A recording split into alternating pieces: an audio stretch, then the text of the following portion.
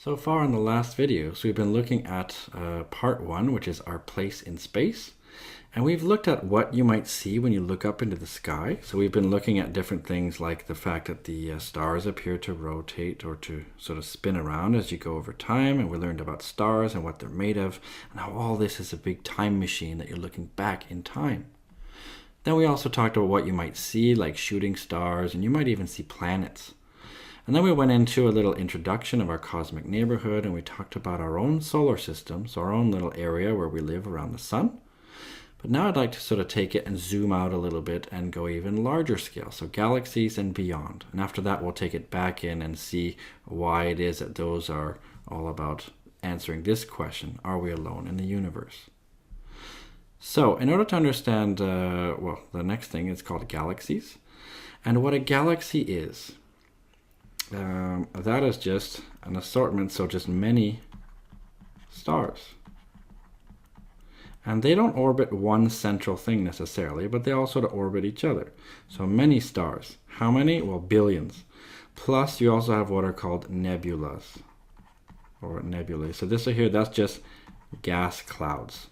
So in a galaxy, what there is, there's just lots of stars, and there's also gas clouds. That's what makes up a galaxy. So let's take a look at our own galaxy. This is our neighborhood. We call it the Milky Way. So that's our own galaxy. Now, we know what it looks like roughly because, we can be quite clever. We can actually take lots of pictures and readings of different stars in our own galaxy. And so from there, we can sort of figure out what the shape is. Now, a lot of the other things I've shown you were real pictures. This one right here is not a real picture. Well, it's a composite that's not to scale of lots of real pictures. But over here, this is not a real picture. This is just a drawing. And the reason it is because our galaxy is so big, we don't have the technology yet to make a spaceship go so far away in order to take this picture. But like I said, we're quite clever. We can actually figure out then what this looks like. And it does look like this. We call this a spiral galaxy. Can you see? It looks like it has these little spiraling arms, a sort of spiral around. And that can tell us the way that the galaxy is rotating. In this picture right here, it's rotating like this. It's rotating clockwise, you could say. Now, if you look at this, we know roughly where we lie. We call it the Orion arm. So we're sort of out over here, about 2/3 of the way out, roughly. And this is the center of the galaxy here. There's actually a really crazy big black hole right in the center, but that doesn't mean we have to orbit around it. It turns out all the other suns are all orbiting each other in a sense, in this big sort of cosmic ballet, as we're all going around. So don't worry, it's not like we're going to spiral inwards and go into this black hole. You could actually be a star going around a black hole without any problems. Now let's take a look at this galaxy. First of all, we call it the Milky Way, and I'll explain that in a second. But look at this coordinate system that we use. We have the sun right here, so that's sort of where you live. Of course we center everything around ourselves. Why not? Why wouldn't we? Now, our galaxy seen from the top looks like a spiral, but from the side, it looks like a plate. So from the side, it would be quite flat, actually, with like a bulge in the middle. So this is sort of a side view of our own galaxy. In fact, a lot of galaxies, most spiral galaxies are shaped like this. So it's like a flat plate with a bit of a bulge in the center. So that would be this is the top view. Over here would be a side view, and we'd be somewhere like out here. So that's our own galaxy. Now it's very, very wide. It's about 100,000 light years wide. Remember what that means? It means it's so big, it would take light 100,000 years to go across. And it takes us around 200 million years to orbit, which means it takes us about 200 million years to go all the way around. That means the last time we were in the same position, there were dinosaurs running around on Earth. And there is at least 200 billion stars in our own galaxy. So that's 200 with 9 more zeros. That is how many stars there are at a minimum. There's likely more. It's just a low estimate. That's because it's difficult to count every single one of them. As they get farther away, they get harder to sort of detect and notice. But you might wonder then, okay, well, what does it look like for us? This is what it would look like if you're in a spaceship really far away. What does it really look like? Well, when we really look at the sky, it actually looks like this. I don't know if you've ever seen this before, but this is something that actually really is there. It depends where you live. If you live in a very crowded city, like, I don't know, New York or like Bombay or something like that, somewhere with a lot of light, from the city, you may not actually see this, even though it's still there. And that's just because there's a lot of what we call light pollution. Just so much extra light gets there that it's not dark enough in the sky to see this. But if you go out in the wilderness, if you go out in the woods or somewhere where there's not many towns around, you may very well see this. And this actually goes all the way across the sky. And the Greeks thought that this looked like milk being poured across the sky. And that's why they called it the Milky Way. But what we know it to be now, this is actually looking into the center of our galaxy. Now this might be tough to imagine. I mean, why is this really this? I mean, this is the top view. This would be a side view. But why is it that it actually looks like this weirdness? Well, what I want to show you is that, first of all, there's a lot of dust in the middle here. But this bright stuff over here, I mean, ignore these dots here. These dots are actually in front of this. So they're sort of in the foreground. They're in the way. So try to ignore all these white dots and look for this large feature here. So in order to try to imagine why it is that it looks like this when it's really something like this, that's because, well, when we're actually looking at it, we're in the galaxy looking at the galaxy. And that might not be simple to understand. So what I've done is I've taken a NASA video, so this is one that they made, and what they've done is shown an animation of what it would look like if you were in a spaceship, and you started off above our galaxy. So this is like a spaceship looking at our galaxy here. And if you were to sort of fly and then zoom in and stop right at our sun, so at our star. So here it goes. If you're in your spaceship and you could do this, in theory you can, we just don't have good enough spaceships or fast enough spaceships to do this. But imagine if you're in a spaceship and you flew around, notice there's all these dark spots here. Well, as you get closer and closer to the sun, look what it looks like over here. Do you see how you see this bright bulge and you see all these clouds in the way here? And this right here would be our sun. Just to show you again here what it looked like. So this right here, this is the Milky Way here. And if you notice, this right here is us, and this is the top view like this. And as we're getting sort of closer and closer to the plane of the galaxy, to this line here, this plate. This right here is where we are, and this is what it looks like. So now this is just an animation, but now does it mean more when you see this picture? This is you looking into the center of our galaxy. And if you know where Sagittarius is, and again, if you don't know, you can always look it up on your awesome app if you have one of those really great apps that can tell you this, like the Google Sky Map or Star Chart or whatever you have. Then you can actually look for Sagittarius, that's the constellation. It turns out Sagittarius A is the exact center. In fact, Sagittarius A star, it's called. That is the actual black hole at the center of our galaxy. So isn't that cool? That's when you're looking this way. So what you're seeing is sort of like all this stuff right here. You're seeing it bright here and then dim over here. So you're sort of seeing it like this. But I think it's so awesome is that this is what it really looks like in the sky. Now our own galaxy is fairly average. Even though it seems really huge, there's lots of other galaxies like it. Take a look at this picture. It's a real picture. It's called the Sombrero Galaxy. Can you see it's a galaxy much like ours, except it's sort of seen a little bit from its side. So you can see these dust lanes going across like this. And there's lots and lots of stars. There's billions of stars here in this galaxy. So I think that's really interesting. And there's lots of other galaxies out there. In fact, there's billions of galaxies. So this is sort of large scale stuff here.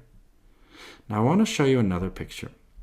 Because here what we're doing, we're sort of zooming out and looking out and out and out. Even further, there's a really great telescope that exists called the Hubble Space Telescope. It's a great one because it's in outer space, and that means our own atmosphere doesn't mess up the pictures, but it's extremely expensive and complicated. But this telescope, what they did, they took a really, really long-term picture. I mean, imagine if you're trying to take a picture of your friends in the dark. And let's say you're trying to use your own camera phone or a digital camera or something. And you tell your friends, okay, hold still, and you take the picture. Well, if it's really dark, your friends are going to look really blurry, aren't they? So what you could do, of course, is use a flash, or you could ask your friends to stay really still and then just take a longer exposure, like a longer picture. That's because you need to get more light into the camera in order to take the picture. Well, imagine that to the extra super duper extreme. And that's what Hubble did. So this space telescope, they had one called the deep field, and then they did another one called the ultra deep field, and then they did another one called the extreme deep field. So what they essentially did, they looked at a very dark patch of sky. So if we're looking at the sky, maybe it looks like this, like super, super dark. And there's a tiny, tiny, tiny, tiny patch of sky. And they took the super duper best telescope there is and zoomed in as much as they could on this super dark patch of sky for a really long time. Now, how long? Well, it was a composite, so it was taken over many, many exposures, but it's the equivalent of leaving the shutter pressed for 23 days. That's how long, essentially, you sort of ask everyone in your picture to stay still in order to get so much light. Because you see, things that are really far away are going to appear really dim. They're not going to appear very bright. So you have to take a very, very long exposure, a very long picture, in order to get lots of light. And this is what they got. So they got this picture right here called the extreme deep field. But what they did is this picture of the darkest spot in the sky for the longest period of time. Then they looked at this one picture, and guess what? This is amazing. They counted over 5,500 galaxies just in this one picture. See this right here? That's a galaxy. Galaxy, galaxy, galaxy, galaxy. Every single thing here, every dot is a galaxy. Notice some are spirals seen from the top like ours. Some might be spirals seen from the side. Some are these big ones. They're not all spirals. Some of them are these big sort of elliptical or big sort of spherical looking galaxies here. But it's amazing that there's 5,500 galaxies just in this one picture. I think that's amazing. And I mean, the time that they took it, the T, that was around 23 days. That's how long it took them to take this picture. And these different galaxies are so far away. Remember we were talking about this whole idea that you're looking back in time? Some of them, the distance was on the order of 13.2 billion light years away. Giga means billion. So we're seeing some of these things that are estimated to be on the order of 13 billion light years away. So we're seeing the light from these faintest little tiny little dots, like the really tiniest ones, were thought to be around 13 billion years ago that the light left that galaxy to get here to us. Which tells us something about the universe. It tells us something about the size of the universe. In fact, we think that the size of the universe, well, not necessarily the size, sorry, but the age of the universe. It's difficult to know the size. But the age of the universe is actually thought to be around 13.7 billion years old. In fact, no matter what sort of experiments you do, a lot of them at least, they seem to focus in on this number right here, 13.7 billion years, which is kind of amazing. And in fact, this picture is extra amazing because you can see from this picture that it seems like we're getting really, really close to seeing things at the observable edge of the universe. Now, I didn't say how big the universe was because it's a very different question, because it's nothing that says that the universe can't be expanding faster than what we can actually see things. So the universe could be much, much bigger than this. But it seems to be around 13 billion years old. And so when we're looking at this, we're looking back in time. So these dimmest things, we're seeing them as they were 13 billion years old. Isn't that crazy? So we've been taking this big tour of the universe. We started off by looking at our own neighborhood. We started looking by what we look at when we look up, what we see when we look up. Then we looked at our cosmic neighborhood. Then we zoomed out, looked at galaxies and even beyond. But how does this all relate to astrobiology? Well, astrobiology is all about looking for life. And in fact, there's only one place in the entire universe where we know that there's life for sure. And that is our little planet here, the Earth. This, by the way, is a real picture. Isn't this cool? The Earth and the moon there.